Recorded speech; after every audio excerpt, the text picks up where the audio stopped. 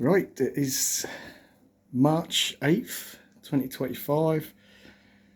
I've done a video maybe 3 weeks ago in here. This is my hothouse, big double glazed greenhouse basically. And I think the video was entitled Tropicals Looking at Their Worst or something along them lines. Everything was sort of looking really nasty and dead and whatnot. So we've just had a week of really sunny weather, temperatures 14-15 degrees each day, and it's really started to warm up in here obviously. And so I've had a trim back of a lot of the dead stuff and move some other bits from the conservatory into here, the hothouse. So we'll have a quick look at a few plants, see how they responded to the warm weather for the last week. So the Brecciopsis fatsoides, I think it did hold on to one leaf over winter, as we can see here. Loads of new leaves starting to come on that. The Persian shield I've just kept potted in here, and again I'll just remind you that it's not heated in here. I did heat it last winter. This winter I didn't bother. Just wanted to see how things would react, and most things have seemed to have done quite well. But yeah, this Persian shield was pretty much looking really dead, but this last week we've got loads of new growth, so that's going to spring back into life.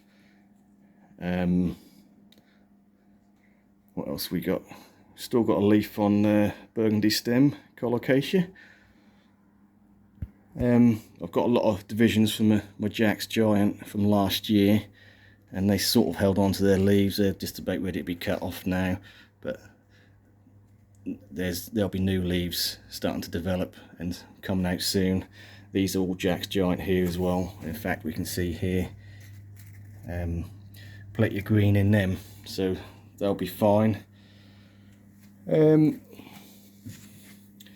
I've got a selection of my cord lines which are going to go out into my new centre bed when spring comes properly, and this is what we like to call in the tropical garden game as a false spring. So you know, we've had a really nice week. It wants you to get out in the garden and tricks you into wanting to get planting things up, where in reality is next week we're sort of quite cool again, 7-8 degrees by day, still above freezing at night, but a lot cooler than this week. So it's still a bit early to clear everything out, but yeah, as soon as maybe by end of the month, you know, 2 or 3 weeks, all the cord lines will come out, and the hardier stuff like the Xanthodecia Hercules, that'll obviously go out in the garden.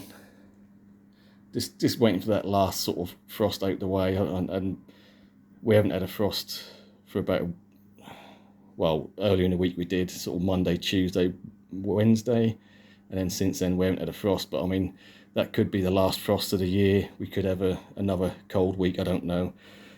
The weather changes all the time. Yeah, so the Phoenix Robolinis, some are looking better than others. This one is looking pretty much flawless. Nice little trunks on that. This one, we've got a few brown tips on it, but again, that has sort of dropped below freezing in here, so you know, can't expect too much. All the tree ferns looking good, the Cyaphias. This Medullaris Cyaphia black sea tree fern, again, as soon as that last frost date, or when in my area, I was looking it up yesterday, the average last frost date is 1st of April. I mean, obviously sometimes we can get frost into May, sometimes, you know, by this time we might not get any more frost, you never know. But yeah, as soon as, you know, we get a decent long-term forecast, then all these tree ferns will be going outside. So we've got some of the Alocasias that I've kept in the conservatory all winter, so these were kept, probably got the lowest of down to sort of 4 degrees. So they've done better than the Alocasias I kept in here, because like I say, it sort of did probably get a fraction below freezing in here, so we lost most of the leaves on the ones in here, but the ones in the conservatory have kept on their leaves. So we've got an Odora here, which is still got a reasonable sized leaf on it, and this is the new leaf that tried to grow over winter, a lot smaller. That's the sort of way it goes until things heat up and it wants to grow, then each leaf will get progressively bigger, but if it cools down, they'll get smaller. That's the way the plant is designed to, you know, shut itself down a bit for colder weather. Yeah, so the Odora has done really well. The Alocasia macrorrhiza is, I did have a couple of leaves. I cut some of the other ones off. They're looking a bit ropey, but even the little pup on the side is looking good. And yeah, we've got a pretty much flawless leaf on that. Regal Shield didn't fare so well, so a lot of the little pups died on it, but I'm sure they'll pop back up. The leaves are looking a bit manky. I've kept it on there because they're still a little bit green, so now it's warming up, that'll just help to get it going again. So Regal Shield not done as well as the green Alocasias. Saying that, we've got a Wentii here, Alocasia Wentii, which has got the dark back to the leaf, quite a thick, stiffer leaf, and that's done really well over winter. Kept that leaf, and already starting to push a new one. So yeah, they were kept in the conservatory. This conservatory doesn't get sun in the winter, so yeah, that's barely probably 10 degrees during the day and down to about 4 degrees at night. Little tetrapanics, which I dug out the garden last year, started to grow. We've got a load more Alocasias here. These are the smaller divisions from the bigger plants you just see, and they've done okay. Again, these were all in the conservatory. This one is Black Cobra, so sort of really black, dark stem. Quite an interesting shaped leaf on that. That's on its way out, but hopefully that'll start growing again in here. And we've got a selection of smaller ones here as well, which some of them sort of died back, and I pulled back the dead foliage to reveal a new leaf coming. Some of them have still kept their leaves, just the way it goes. So yeah, they're all doing okay. I had a little bit of a tidy up in here. I've got cut back a lot of the dead foliage. So the Jack's Giant, if you watch any videos from last summer, which got sort of 4-foot leaves, I left the leaves on, and obviously the ones at the top, ones that are very high, died off. But we've still got one leaf on it, which was obviously underneath the bigger leaves, so that's kept one leaf to the Jack's Giant, and still looking good, but that is going to come out. The Kentia palms have done really well, so we've got one each side, that side and that side. They seem to, I know in general they sort of house plants, they like sort of a cooler summer, but to be fair, they've grown really well in here, even, you know, 35-40 degree heat, and they seem to be loving it. They will tolerate colder conditions, but they grow a lot quicker in hot. What else?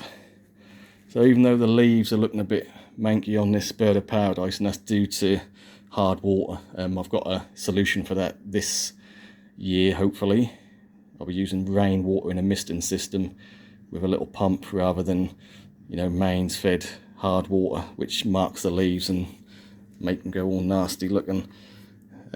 You get that really bad white residue, and that really does affect the look of the plant. So we're going to try and get rid of that this year, like I say, with using rainwater instead. But Bird of Paradise itself, this is the golden form. I think the common name might be Mandela Gold. A lot of flower spikes on this. I haven't really counted them, but there's at least 5 or 6. So we've got 1 here, 2, 3, 4, one peeking out there, 5. Did I count that one? There's another one there. So that's going to be quite prolific this year, because last year it didn't actually flower. The year before it kicked out one flower. The standard bird of paradise over this side, I think last year I got 2 flowers out of it, but this year we've already got 1 in flower. It's sort of pointing the wrong way, so we're not really enjoying the full effect of that. But there's several, again there's probably at least 6, 8 flower spikes coming on that. So that's going to be good in the next month or so when all them start opening up.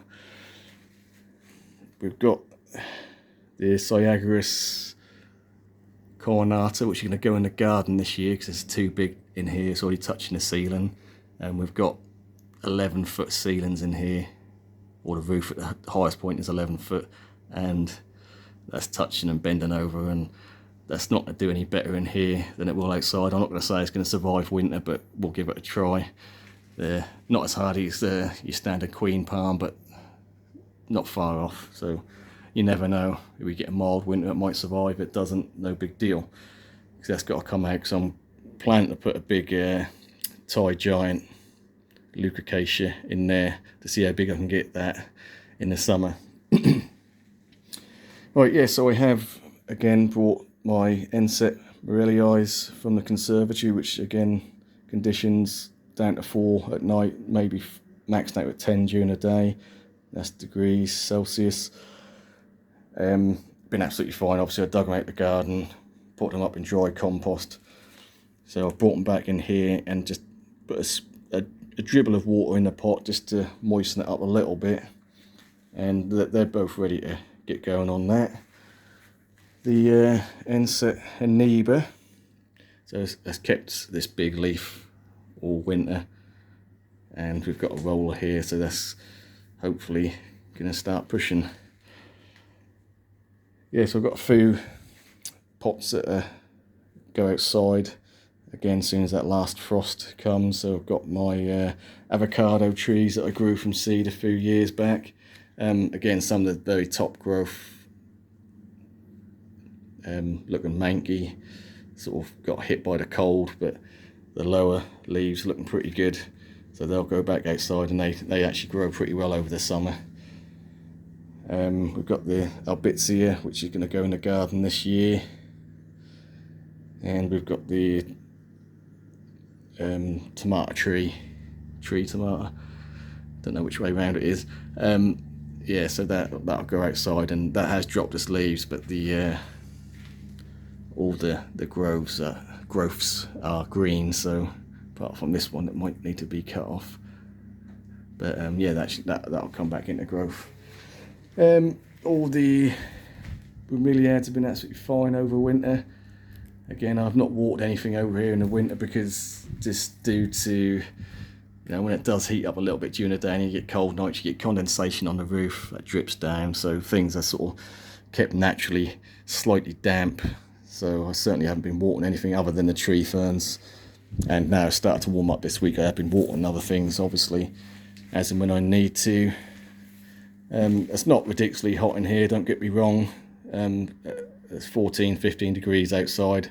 It's been about 22 degrees in here, so a nice sort of pleasant summer's day, if you like. But yeah, as the days increase and the nights get shorter, there's less cold periods, and obviously the warmer it is overnight, the more things will grow. So yeah, as the days are increasing, it's warmer for longer, and the nights not so cold. So yeah, good combination. So this is one of the Alocasias we've kept in the hothouse all winter. So again, seeing minus temperatures. A couple of the smaller ones are still green, still got just about a leaf on them. A lot of the bigger growths have sort of died back, but what you'll find with these, again, if you carefully peel back the dead, eventually you'll come to some green, and the top of that is mushy, but down below is really firm, so I'll cut that back and that'll all grow from the side. Yeah, so I just thought I'd do a quick update, because I know the last video I'd done, like I say, that was sort of everything was looking really quite nasty and half dead, or pretty much fully dead. But again, it's meteorological spring. It's not proper spring, but you know, this week it has felt like it, and the plants have responded. And yeah, it's not going to be long now before, like I say, some of the harder stuff can go outside. I can actually get stuff from in the house, some of the more tender palms and some of the bananas and colocasias, which I've been growing in a little grow tent indoors. They can come out, and that'll be a big juggle and swap about. And yeah, and I really need to finish off these borders in here, because at the minute I've sort of started doing the raised borders. I just need to fill them up totally, and we'll have some permanent plantings all year round in these, so sort of half-hardy tropicals. Yeah, so that's how things are looking. What we're looking at, let's just finish with the giant bird of paradise, which is just behind this ginger, which is still looking pretty good. Variegated ginger there. Again, that's going to be dug out. That's too big, really. That'll go in the garden. But the giant bird of paradise, I've noticed the last week that roller has really started to gain some traction with growing. Problem is that leaf is already nearly touching the ceiling there, so that one potentially could come up and hit the top, but we'll see. Yeah, so I mean, I've no doubt I've probably lost a few plants in here, maybe some of the more tender, a couple of the Alocasias and some of the tender Colocasias, but in general, most things should survive. I mean, luckily I've got numbers. I do divide stuff out during the summer, so I've got multiples of most plants, so if I do lose the odd one, no big deal. Right, so that is what is going on in the hothouse. Again, next week is going to be a bit cooler, but we're going to, you know, work through that week, and we'll see what the week after brings. Right, we'll leave it there. Thanks for watching. Catch you on the next one.